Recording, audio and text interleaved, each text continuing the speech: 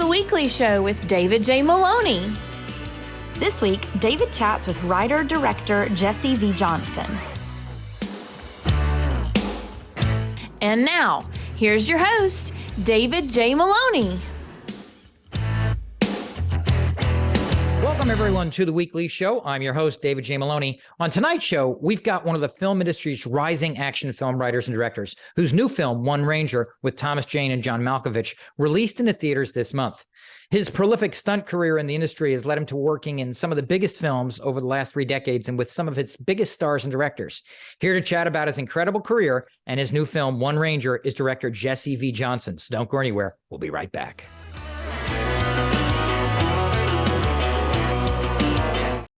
Our featured guest tonight is a true rising star director in the action film world. Though to call him a rising star truly doesn't do him justice. His work in stunts is prolific and has led him to work with some of the best and brightest over the past 3 decades, and on some of the biggest films to grace the silver screen in that time period. His new film, One Ranger, starring Thomas Jane, hit theaters this month. And here to chat about it all is the man himself, the wonderful Jesse V. Johnson. Jesse, welcome to the show. Hi, David. How are you? Very happy to be here. So you've had such an exciting career spanning different roles all across the film business. But if I'm correct, looking at your CV, you started as a third AD. How did you get into the film industry, and what events led up to your job on Nightbreed? On Nightbreed, I started actually a little before that. I was a runner. Yeah, a third AD, I guess. You know, a third AD is a union position. So I was a non-union set PA who is someone who basically makes cups of coffee. And I learned very, very quickly that the best way to get out of that was by making bad coffee. So that you didn't get asked to make coffee again, and you got shunted to another position or job or requirement, and were able to learn something a little more interesting. But yeah, my family were in the business. My grandfather provided horses for movies, Ryan's Daughter and Jabberwocky and Monty Python and that sort of thing. And then they had a film that came in that wanted a particularly aggressive horse, and my uncle, who was the only person that could ride it at the time, was chosen to ride it, and he doubled Sophia Loren, and so he got into the business. He's since become one of the top sort of second unit directors and stunt coordinators in the game. Has won an Oscar and a Lifetime Achievement Award from BAFTA, and that's Vic Armstrong. So he was doing Indiana Jones and the Last Crusade. I was still at high school. I would have been 14 or 15 years old, and I'd visited the set a lot of times. I knew that I loved movies. I loved the process of making films, the smell of the glue that they use for the fiberglass when you get to Pinewood Studios, or something that I still smell it. And it reminds me of those early days of visiting the set and being on set. But I said, I'll do anything. And he came from the generation where people left school at 14 or 15. So I don't think it was a huge sort of thing for him. And I went off and I carried his stunt bags on Indiana Jones and the Last Crusade. Initially, I think I had to go back to school and take some of those, pesky exams that you have to take. And then came back out again and got a job as a PA. I did a film called Getting It Right with John Gielgud and Peter Cook. And then went from that to Nightbreed. What eventually drew you to action films specifically? It's such an interesting genre in multiple respects with its own unique cinematic language and style. Right. Early on, it was as an assistant director, I was being hired in the US primarily for films, and I'll get to your question, that had large extras numbers. So they called me for Shawshank Redemption, which had between 400 and 2,500 extras. How to Make an American Quilt, which was at a high school. So I think 200-300 extras. Mr. Holland's Opus, which was, we shot through the summer in Portland, Oregon at a high school. Again, it's 200 to 300 extras. The Birdcage, which was Robin Williams' picture, again, with sort of 150 to 75 per day of sort of cross-dressing dancers, which was quite fun. And extras, people watching. And so I began to get myself sort of a name for being able to direct large numbers of extras in the background, and love doing it, and be there and really get myself busy with getting the guys in through makeup and wardrobe and hair. But, it's a very, very hard job. You're there from the beginning of the day to the end of the day. And I also, part of that particular position on a film set is signing the stuntmen in and out on what's called the Exhibit G, which is their SAG paperwork, their union paperwork. And on that, I would see what they were making for their overtime and their stunt adjustment, which is the extra bump you get if you do an actual stunt. And so after doing that a few times and you're realizing they're making more in a day than you were making in a week or two, I began to sort of think that maybe I was chasing the wrong chalice. Most assistant directors tend to become producers anyway. It's a misnomer to say an assistant director, because really they're an assistant to the producer and the production manager, and it's a very it's a clerical position in many ways. There's a little bit of artistry in it when you're doing the background, but beyond that, it's watching the numbers, watching the hours, making sure the actors are going through the various different steps to get ready to film. And so I was becoming a little frustrated with it anyway. I had trained in martial arts and motorcycles and horses and all that kind of stuff in the UK, because that was where my family were specializing stunts and action. So in the US, it became sort of, it was a little bit of a transition. It took about 6 months to a year to really get the SAG card and get started. But stunts was where I really sort of felt at home. It was closer to directing than assistant directing was. You were taking actors and you were winning their confidence, and you were talking to them on a one-on-one basis. So all of that fear that you might have of a famous actor goes away, and you start talking to them as a normal person and realizing they have fears, neurosis, and paranoia, just like anyone else does, and you're calming them down, allowing them to have faith in you, in that they're going to be safe or not burnt or wrecked in a car wreck or have a horse fall on them. So that was really great practice for learning to instill confidence in an actor that you have on a set, where your challenge is merely dramatic. So I actually found it very stimulating and a lot closer to directing. So it served a really good intro, and I did that for quite a few years. It pays very, very well. You can travel an awful lot, and to be honest, everyone's timing is different. And when you look back, you go, "Oh, that was perfect," because I got to work with Kenneth Branagh, with P.T. Anderson, with James Cameron, with Spielberg, and I got to watch them. At the time, I was chomping at the bit, wanting to direct my own movies, wanting to get out there. But you look back and you realize that was possibly one of the greatest training grounds imaginable, short of an incredible film school that could afford to have those kind of people come in and give lectures, which is, when you're sitting next to the monitor with one of those directors and you're watching their process, listening to it day in, day out, it's unreal. You have to open yourself up to learn, because obviously you're supposed to be focused on a particular job, and you can't be geeking out and sort of becoming a nerd and asking questions. That's not the place or the time to do that. But you're watching respectfully, and it's a fabulous learning ground. Really, really good. I had a chance to direct a couple of low budget features when I worked with some of those bigger ones, and I realized, oh my God, I've literally been doing this wrong. They are far more loyal to the process of making the character correct, to making the script correct, than they are to keeping the budget on schedule or anything. I think that's all lesser. That doesn't matter. And it's not because they have a lot of money, but it's just not a priority. Whereas I came from the school of second unit direction and action directing, where everything is about getting the most setups and doing it in the minimum amount of time. And it's not really very creative. And so it was a really eye-opening sort of experience for me to work with those guys. What technically classifies something as a true action film in your mind? I mean, lots of movies have actions, explosions, etc., but that doesn't necessarily make them action films, right? I don't know. I don't think of them as action films. I try and find something else in there. There has to be a motivator beyond the action. It's not just the action sequences. What happens is I find a script that I love. I find characters in that in a scenario that I want to be involved with for a year and a half, the time that it takes to gestate, start, develop, shoot, and then finish and deliver a film. I have to be in love with them for a year and a half. That's quite a long amount of time. So I have to love those characters. I have to love the script, mainly the characters. And then I sit down and once things are starting to bubble and go, then I look at the action sequences within that, and we develop them the best that we possibly can, and we make them big or small and violent, or we think very, with my team, we work on all of that, and we work out what we can do. But very, very rarely, in fact, for me, never have I been attracted to a script simply because of the action or because it is this.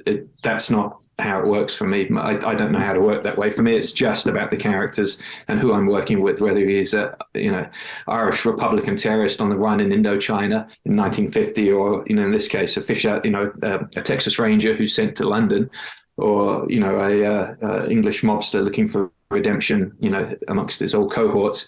I'm drawn to the characters that I can hang the action scenes on. And they are secondary. They have to be secondary, always. If you ask people what their favorite action film is, or their action sequences, they'll describe films to you, which are invariably beautifully made films with great characters. In the old days, when you asked anyone what was your favorite car chase, they say, "Oh, Bullet, of course."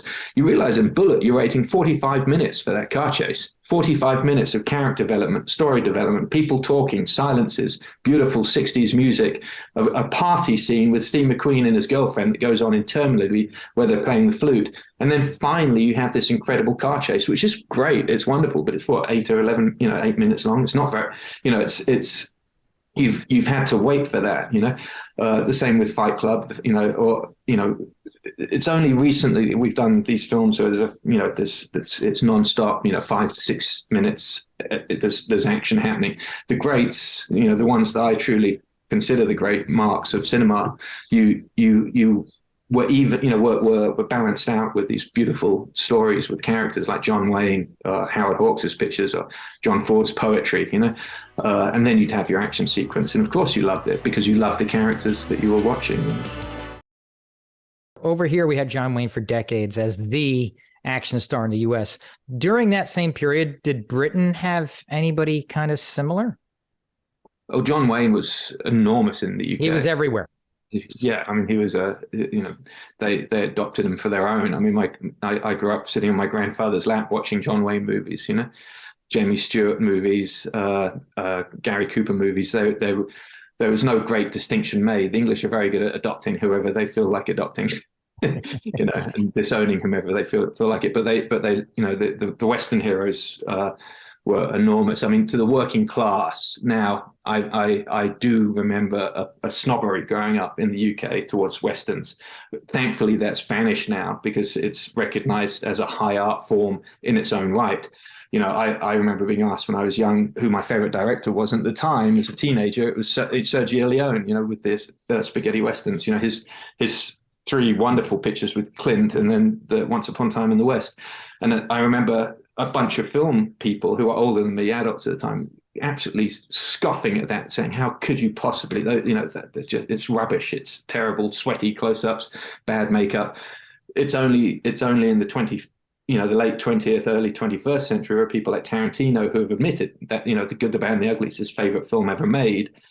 That we now go back and we re-examine, and then Christopher Frayling, people like that, who wrote these huge tomes on the study of Sergio Leone, and he's been recognized as an artist. But in his lifetime, only towards the very, very end, it was in the UK and in America, he was scoffed. It's an interesting thing, but it is a wonderful form, and by the working classes in the UK, they loved it. They loved it. I believe they still do. I'm not sure. I haven't lived there in 30 years, but when I grew up, it was a very valid thing to watch on a Saturday or Sunday, whatever Western was showing. Were there any action films or even films in general that have particularly inspired you or continue to inspire you when you write and direct your own movies?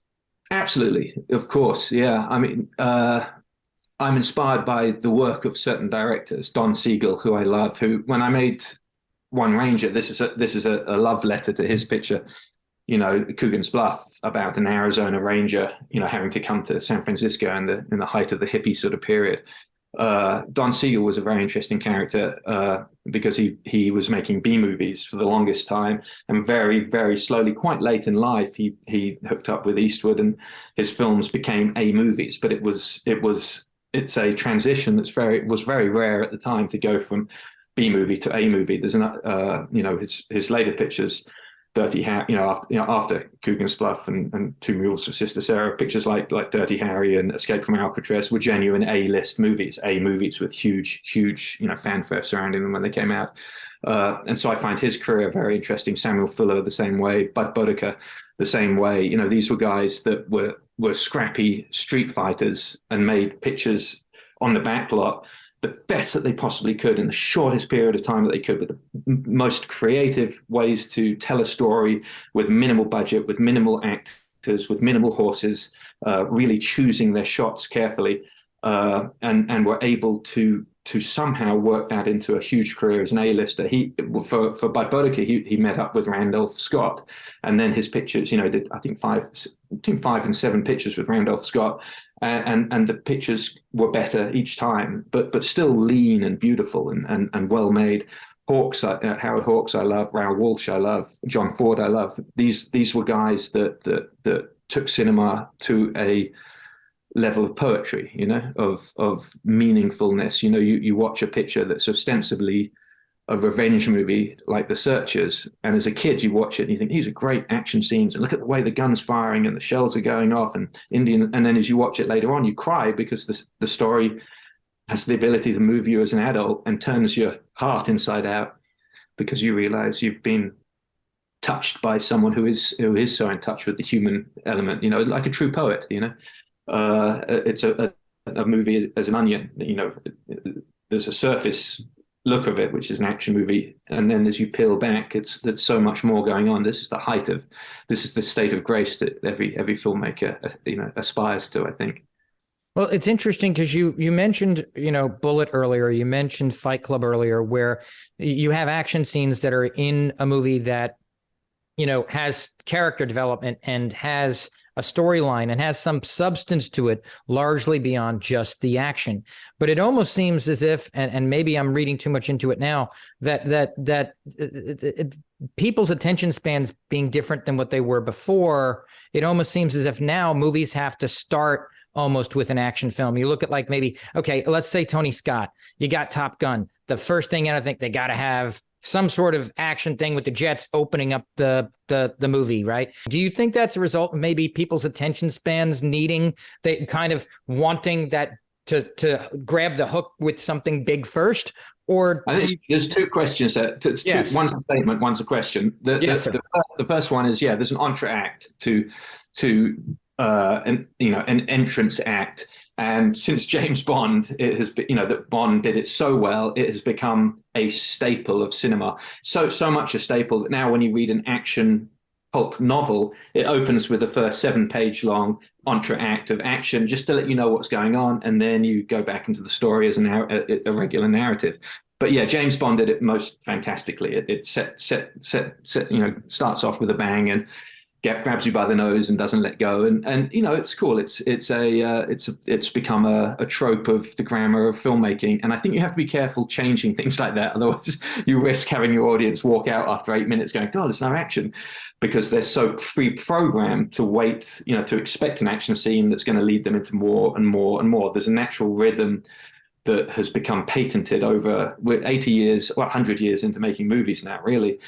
So there's a rhythm every so often that people expect, and if you purposely go against that rhythm and freeform like jazz, you're going to lose a lot of your audience unless they're truly in love with you. For example, you have a huge actor in there who they're willing to take a risk with, or a director like Tarantino who they're willing to take a risk for and watch.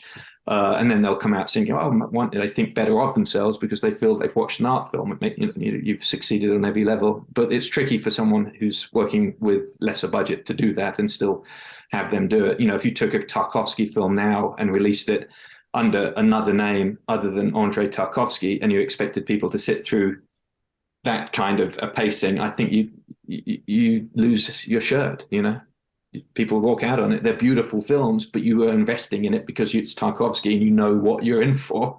And it's going to be an investment that you can get up and go make a cup of tea and come back and you won't have missed anything, But yes, so the first part, yes, there's the entr'acte, and I think that is a part of filmmaking now, and you kind of have to do that if you want, if you're going to do it. It's okay. Have a little bit of a bang, an explosion at the beginning to keep them going. Now, the other part of your question about whether the modern audience requires something paced differently. I think, and it's a truly sad thing. I think they called it the MTV generation when I was getting into movies that needed things a lot quicker. We have an even worse problem now. We have a twofold one. The first is people are used to binging. If you're binging a show, you're getting up and you're doing your emails and you're having breakfast and you can come back and watch it, and it doesn't matter because none of it's that important. It's and if it was, they've got a room full of writers who saying, make sure we say this 3 times. Now this makes it really easy and fun and addictive to watch, but it really is not challenging. If you're wanting, like Hemingway said, the great books challenge its reader as much as its writer, and the same goes for truly great cinema. So binge watching is causing an enormous problem to the pacing of films, because if you want to do something truly taut in 90 minutes where the information is dropped in tiny little, breadcrumbs, a lot of audiences are simply going to miss that, and they'll be left, now if they love the film, do more the end of it enough, they may come back and then they'll like it. But quite often what happens is the first set of reviews is awful, and then they come back and after 3 years people say, this was the best film you've ever made, Jesse. I've never had, but it takes a while to loosen them up. When you wrote and directed your first short film, Death Row: The Tournament, what did you realistically think would come of it? I mean, I believe you only had done crude probably and stunt work up to that point. Yeah. Was it an itch you just had to scratch, or at some point in the process, do you think it might lead to something bigger? Oh, absolutely. Yeah. No, we had a theory, myself and Dominic Vandenberg, who was the lead in that. I'd met him on Mortal Kombat. He wanted to become an actor and was prepared to pay a little bit of money to sort of have, a wannabe director that was myself, try and get something going with him. So we talked about what would be interesting. He was a martial artist. Politically, death row inmates being forced to fight to the death. It's very old hat now because it's been done a lot of times. At the time, it was quite new. And we thought, if we do this and we create it in such a way that it becomes like a tournament that people are being invited to, so we printed up incredible postcard flyers with Death Row: The Tournament.